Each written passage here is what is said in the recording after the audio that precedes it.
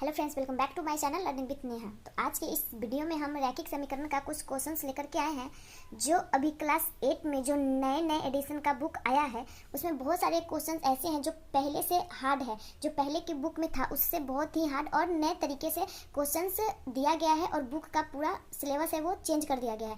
तो इसीलिए हम आज रैखिक समीकरण का क्वेश्चंस लेकर के आए हैं जो क्लास 8 का है। तो चलिए आज इसको हम बहुत ही आसान तरीके से सॉल्व करके बताएंगे कि इसको हम कैसे ही आसान तरीके से सॉल्व करेंगे जिससे आपको मिनटों में आप सॉल्व कर पाइएगा, कोई भी प्रॉब्लम नहीं होगी। तो इसलिए वीडियो पे एंड तक बने रहिएगा, जब भी आपको समझ में आएगी। तो चलिए बिना टाइम बर्बाद किए हम इस वीडियो को स्टार्ट करते हैं। तो फ्रेंड्स देखिए, ये फर्स्ट वाला क्वेश्चन मैंने यहाँ पे ले रखा है दूसरे पेज में। चलिए इसको हम सॉल्व करते हैं। तो इसको हम रैखिक समीकरण बोलते हैं। क्या बोलते हैं? रैखिक समीकरण। जो ये जिस भी अंक में जो x या y या t कोई भी अल्फ़ाबेट का जब लिखा रहे तो उसको हम चर समीकरण चर बोलते हैं। जिसमें जैसे इसमें कोई भी अल्फ़ाबेट नहीं है तो इसको अचर बोलते हैं, ये याद रखिएगा। उसके बाद देखिए, ये दोनों सेम सेम लग रहा है ना, जैसे ये भी एक अंक है 1 2 का अंक है, इसमें दोनों में x जुड़ा हुआ है, मतलब अल्फ़ाबेट का अंक जुड़ा हुआ है और इसमें नहीं जुड़ा हुआ है। तो ये क्या है? अलग है। और ये दोनों क्या है? सेम है। तो जिसमें x रहेगा उसको हम एक साइड यानी कि ये इक्वल टू यानी कि बराबर के या तो इधर करेंगे, मतलब एक साइड करेंगे। और जिसमें x नहीं रहेगा उसको हम एक साइड करेंगे। बस इस समीकरण किसी भी समीकरण के क्वेश्चंस को बनाने में बस यही ध्यान में रखा जाता है कि हम एक साइन मतलब एक जैसे को हम एक साइड करते हैं और एक जैसे को एक साइड करते हैं। तो पहले देखिए, अब हम इसको क्या करते हैं, सॉल्व करेंगे। जिसमें पहले 3x लिखेंगे और इसको इधर ले आएंगे, क्योंकि ये भी x वाला है ये भी x वाला है, तो इसके साथ हम इन दोनों को रखेंगे। तो यहाँ अगर किसी भी अंक के सामने अगर कोई भी साइन नहीं है यानी कि कोई भी चिन्ह नहीं है तो इसका मतलब वो क्या होता है? प्लस होता है। जैसे कि 3 के सामने भी कुछ दिख रहा है, नहीं प्लस ना माइनस कुछ नहीं ना दिख रहा है, तो इसका मतलब क्या है? इसके सामने भी प्लस है, लेकिन यहाँ लिखने की कोई जरूरत नहीं है। यहाँ हम इसलिए बताए हैं कि अगर बराबर के इसको अगर हम उधर ले जाएंगे या इसको इधर ले आएंगे, इधर उधर करते हैं बराबर के, तो उसमें क्या होता है? साइन जो होता है या चिन्ह होता है वो चेंज हो जाता है। जैसे कि यहाँ प्लस का है तो इसको हम बराबर के इधर लाएंगे तो यहाँ माइनस का यानी कि घटाव में हो जाएगा, तो फिर माइनस में करके इसको 2x लिख देंगे। उसके बाद इस बराबर को यहाँ लिख देंगे और 18 तो बराबर के इधर ही था, इसलिए हम इसको 18 का 18 ही लिख देंगे, क्योंकि ये बराबर के इधर ही है, इसमें भी बराबर के इधर ही है, तो इसमें हम साइन चेंज नहीं करेंगे। 2 इधर आया था इसलिए हम इसका क्या करे थे?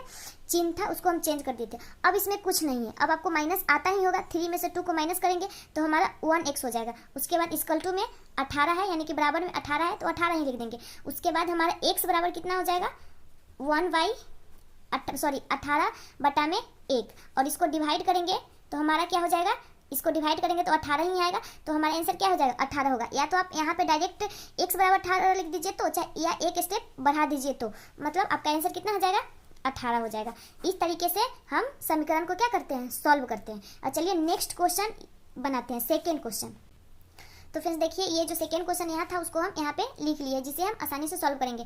तो इसमें क्या था? x था, इसमें क्या दिया है? t दिया हुआ है। तो x दे या t दे या y दे कोई फर्क नहीं पड़ता है। जैसे हम ऊपर वाले को सॉल्व करें सेम उसी तरीके से इसको सॉल्व करेंगे। तो यहाँ पे देखिए क्या लिखा हुआ है? 5t। तो पहले हम यहाँ 5t लिख देंगे।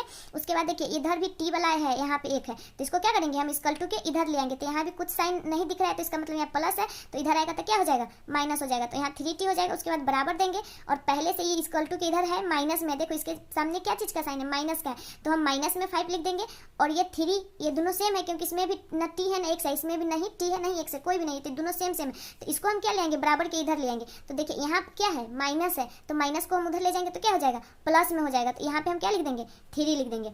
अब देखिए, अब इन दोनों को क्या करेंगे? माइनस करेंगे। सिंपल है, बस एक ही लाइन में आपको ध्यान रखना है कि इधर उधर करने में प्लस माइनस का ध्यान रखना है, और ये देखना है कि x जैसे दिखने वाले को हम एक साइड करें, बाकी कुछ भी चीज ध्यान में नहीं रखना है। अब देखिए इन दोनों को माइनस करेंगे तो क्या हो जाएगा? 2t हो जाएगा। और प्लस माइनस माइनस होता है, 5 में से 3 माइनस करेंगे तो कितना हो जाएगा? माइनस में हमारा 2 आ जाएगा। और अब क्या करेंगे? t बराबर -2 बटा में 2 आ जाएगा। तो इसको हम डिवाइड कर देंगे तो t बराबर क्या हो जाएगा? हमारा माइनस में 1 आंसर आ जाएगा। कितना आ जाएगा? माइनस में हमारा 1 आंसर आ जाएगा। तो इसी तरीके से हम सॉल्व करेंगे। अब चलिए नेक्स्ट क्वेश्चन को हम सॉल्व करते हैं।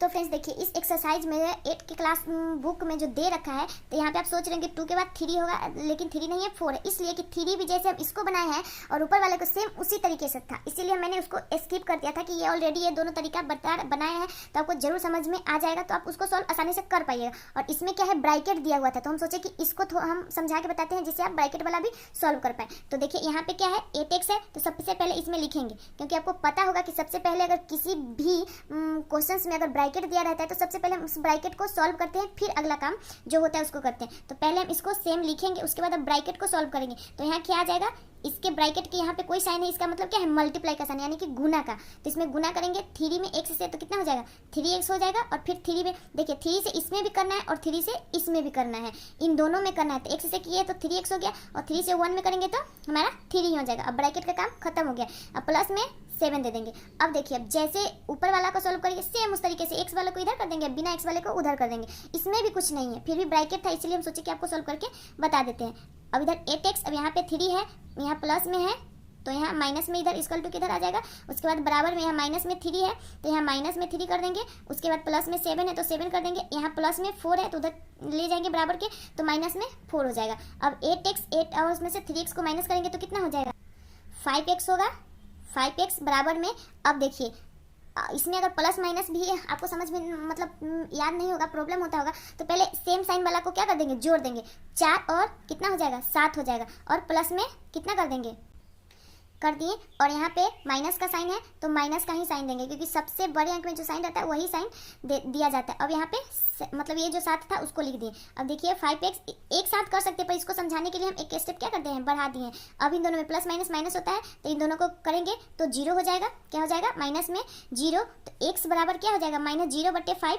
और 0 में किसी भी चीज़ से डिवाइड करें, गुना करें, कुछ भी करें, मतलब प्लस माइनस में नहीं, लेकिन डिवाइड करेंगे, गुना करेंगे तो हमारा आंसर कितना आ जाएगा, तो हमारा x बराबर आंसर जो आ जाएगा वो 0 आ जाएगा। कितना आ जाएगा आंसर, 0 आ जाएगा। तो आई होप आपको समझ में आई होगी। इसमें और भी क्वेश्चंस है कि इसको हम जांच करके बताएं, तो इसको पहले आप समझिए, फिर आप कमेंट बॉक्स में कमेंट करिएगा कि हाँ जांच का भी, तो हम इससे रिलेटेड इसका जांच का भी वीडियो लाएंगे। तो आई होप आपको समझ में आई होगी। समझ में आए तो वीडियो पे लाइक कमेंट जरूर कर दीजिएगा, चैनल को सब्सक्राइब कर लीजिएगा। जैसे ही ऐसे ही इंपॉर्टेंट टॉपिक की वीडियो की नोटिफिकेशन आप पे सबसे पहले जाती रहे। तो मिलते हैं नेक्स्ट वीडियो में, तब तक के लिए बाय।